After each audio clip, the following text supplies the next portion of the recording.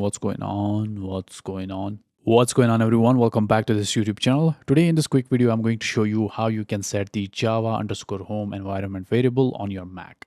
This is required after you install the JDK if you want to do some Gradle or Maven related stuff.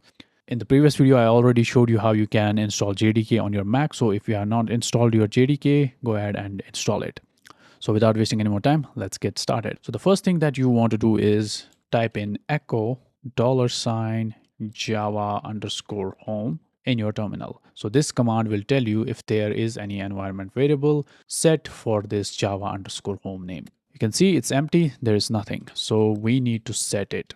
So first thing I'll check is where my JDK is installed on my Mac. So to do that, we have a command in macOS. We can type this command. I'll leave this down in the description box. You can go ahead and check it out from there. So when I run this command, you can see it gives me the path where my JDK is installed. So that's really good. Now the next step is that we need to open up a file and edit it.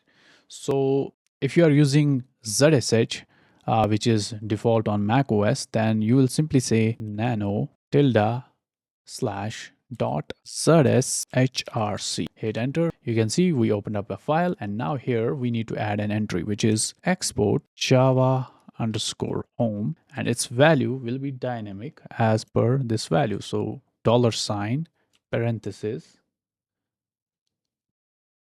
/usr is the same command that we used to get the JDK path, /libexec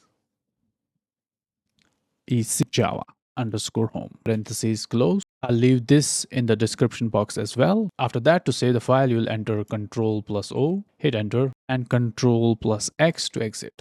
Now we have added that variable in our zshrc file. But if you were using bash, then you'll say nano tilde slash dot bash_profile and add the same line as we add in the .zshrc file and save the file.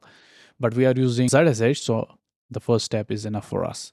Now we need to do the final step, which is source tilde slash dot zshrc.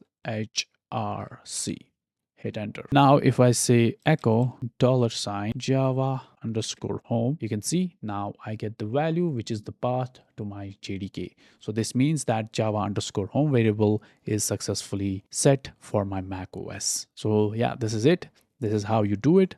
I hope this video was helpful. Give this video a thumbs up. If you have any questions, comment down below, and don't forget to subscribe to my channel. I'll see you in the next one. Till then, peace out.